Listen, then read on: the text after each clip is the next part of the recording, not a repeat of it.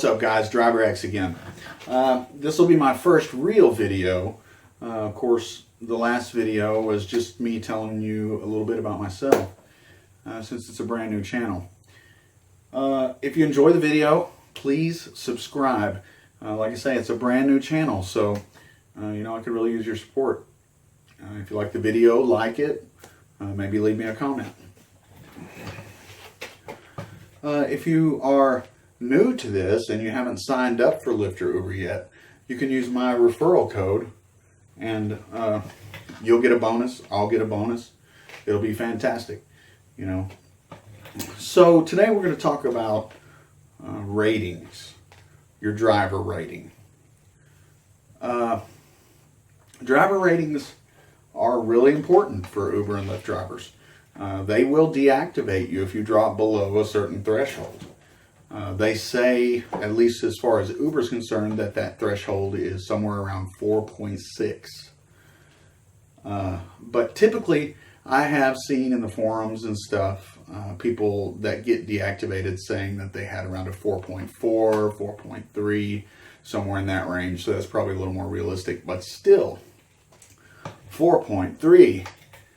You know, everybody in the world thinks that 4 stars is a pretty damn good rating, but not so with Uber and Lyft.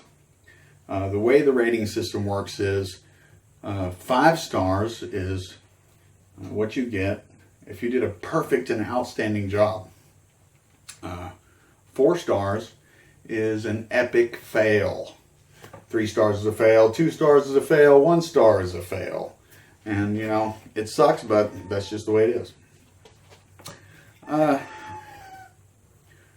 My rating, you know, I take them pretty seriously. That's why this is my first video. Currently with Uber is a 4.86, which is pretty decent, and 4.9 with Lyft.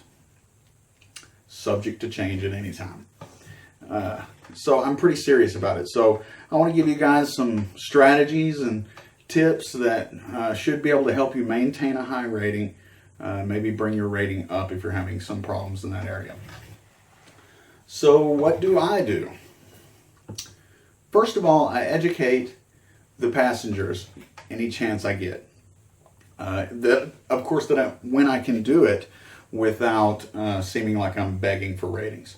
This happens quite often because one of the main questions that you get is, how do you like driving for Uber? Or how do you like driving for Lyft? And, you know, it gives you a good opening to talk a little bit about it. And a lot of times you can slip the thing about the ratings in. And so that's one way, you know, just that if you approach it correctly, that you can just let the passengers know that, you know, if you did a good job, you should get 5 stars because that's really the only thing we got. So, you know, when you go out onto the forums and look around and read threads and, you know, see stuff in these Facebook groups, you'll see a lot of people who rail against the stuff that I'm fixing to tell you to do. They'll say, oh, never do that, and it's a waste of money, and it's a waste of time, and, you know, there's a million rationalizations, but, you know, they're full of it. It works, and it's not a waste of money. So anyway, I keep gum and water in my car. I keep several different flavors of gum. You know, I'll have a peppermint and a juicy fruit and spearmint and big red. I have several different flavors. And then I buy little cases of this little small waters. And, you know, cost $3 or $4. I mean, it doesn't really cost you anything, but you have that available to give to the passengers. They last a long time because typically the passengers don't take any candy or water, even if you offer it.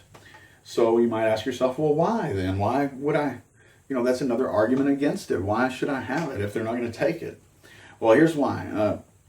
You know, just the act of offering them something free changes their perception of you, and it can change the feel of a ride. You know, even if they don't take it, you still offered them something free.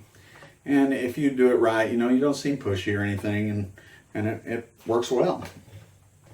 You know, the whole process of getting good ratings, and this translates to tips as well, is to create a pleasant experience for the passenger. I mean, that's what this is all about. And so that's everything that I'm talking about today revolves around that, because that's how you keep the ratings up. So it's important to provide this experience to the passenger. So sometimes you'll get this passenger who just sits in the back and they don't say anything, and at least I sometimes get the feeling that there's a kind of an uncomfortable vibe taking place in the car, and maybe it's just the way I'm perceiving them, but the passenger seems to me to be a little uncomfortable. And that's a way for me to break the ice. I'll say, hey, I got several flavors of gum up here. You want a piece? And, also there's a bottle of water in your door if you get thirsty, so just let me know. And I'll say it, something like that, pretty close. And that gives them the opportunity to open up a little bit. They might say, sure, I'll take a piece of gum. Or they might say, no thanks, but I appreciate it. And that gives them an opportunity to get this little bit of a connection going, and maybe they spark up a conversation off of that. And that changes the whole feel of the ride for that person and makes it pleasant. But with that said, you want to match the intensity of your passenger in conversation and throughout the ride. So if you make that offer of the gum and they don't want it and they continue to want to sit back there and be quiet, then you let them do that. I mean, you let them sit back there and have a peaceful ride. On the other side of that, if they want to talk, then you engage them and you have a conversation with them. And, matching their intensity is very important, because, if it's somebody who's back there and they want to have a nice, peaceful, quiet ride, and you try to talk to them several times, then even though it may have been 2 or 3 times, that person may have perceived that you were talking their ear off, and that's a star off your rating. Or on the other side of the coin, if the person wants to talk and you're kind of quiet and you don't really want to talk, then that can be a star off too. They think you're grumpy or whatever. So match their intensity. Stay with the feel of what's going on in your vehicle. You want to be a part of what's going on in your vehicle, whether it's quiet time or whether it's party time. On a Friday and Saturday night, it's important that you don't want to be the uptight driver. And I get that. I hear that from the passengers that they get to these uptight drivers who, you can't cuss and you can't whatever. You know what I mean? And you got to let the passengers have fun, man. That's what it's about. Don't be the uptight one. If the customer wants to sit there and be quiet, let them be quiet. If they want to cuss with them. If they want to sit in the back and have crazy sex talk stories or something, chime in and say something yourself. And you might just find that you surprise them and they think that they were offending you or they were being careful, and find out that you're actually this cool dude. And then there's your 5th star, So you're just trying to create this experience overall. What else? Music is very important. I use Spotify, and I spend a little bit of time on the playlists, and I try to do songs on there that everybody knows and everybody can sing along with, or, I tend to do a lot of stuff from the 90s, Nirvana and stuff like that, and then I'll also do some classic rock, and I'll do some newer stuff as well.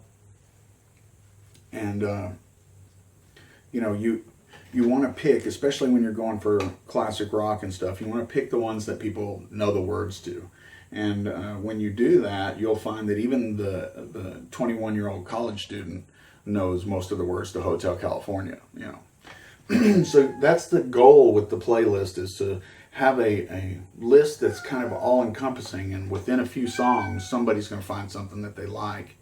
And another thing about the music, it's important to have some chick songs in there, because you're going to get a lot of lady passengers and college girls and stuff, and they want to hear something, and I get compliments a lot on my music in general, but a lot of times it'll be from some college girl who go, "Hey, that's really cool. You got Alanis Morissette playing," and I'm like, "Yeah, that's what I do with the playlists. You try to tailor it to everybody."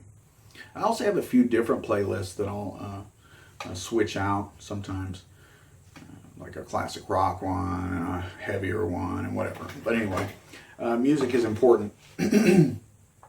I also carry chargers. I, of course, have my several Android chargers that I use, so I'm covered there. And I also have an iPhone charger.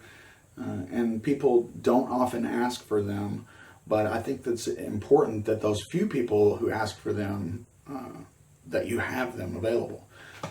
Because that's just, they needed to charge their phone, and you had it for them. That's the 5th star. Or maybe you didn't have it and their phone died, and that's your 5th star the other way. I also carry an aux cable, so that rare passenger who asks for it, I have it for them. It's about creating that experience. If they need something, it's there for them if you can provide it. And none of these things cost anything. I bought 3 iPhone chargers for like $6 on eBay. I mean, people say they're wasting money or whatever, but it's a bunch of bullshit. So, just try to match the intensity of your passengers. Try to have things available, offer them something, be friendly, and you're going to do pretty well. Also, you should be keeping your car and yourself exceptionally clean at all times. I see a lot of stuff on forums and stuff of people saying they wash their car once or twice a week. I wash my car every time before I go out. It takes 15 minutes. Go get yourself a monthly membership at your local car wash. Costs me $15 a month, and I can wash and vacuum as many times as I want. So I spend that 15-20 minutes every time before I go out, and I know that I'm starting with a perfectly clean slate. Some people are weird about that stuff, even just like some crumbs on the floor or some grass or some fuzzies on the plastic. Some people are weird about stuff like that. I mean, it's true. And there's no reason not to just give it all a wipe real quick. It's for your rating. Keep your car smelling nice. When I first started doing this, I saw a lot of places people saying, don't use air fresheners because passengers don't like strong smells. Well, I'm here to tell you that is a bunch of bullshit. Customers love the smelly stuff. I'm not exaggerating a bit when I say that 15 to 20% of the people that get in my car say, "Man, it smells great in here." And it doesn't cost me much, again, to do that, And I also use the little Christmas trees, the strawberry ones, and I use this stuff that's called Scents, and it's a spray. I'll post a picture up, and it works well. So that's about all I got for you today, guys. Just provide a good experience for your passenger, and you'll get good ratings. Engage them in conversation, match their intensity, offer them some things, have the things available that they might want or expect you to have, and keep everything clean and smelling nice. And that's what it's all about. And you'll get the ratings if you do these things. So again, like, comment, and subscribe. And if you're new and you're about to sign up for Lyft and Uber, use my codes. You'll get a bonus, I'll get a bonus, it'll be fantastic. Thanks for watching.